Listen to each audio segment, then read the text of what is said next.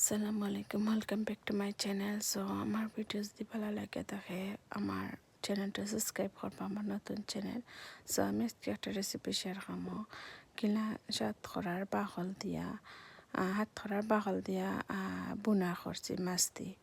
So প্রথমে আমি পরিমাণ মতো তেল দিয়া দিলাইছি, আমি রসুন দিয়া দিলাইছি, আমি পেঁয়াজরে লবণ দিয়ে একটু কষাইয়া তারপরে দিলাইছি মশলা দিছি হলুদ, মরিচ, ধনিয়া গুঁড়া, পাঁচফোড়ন আর লবণ।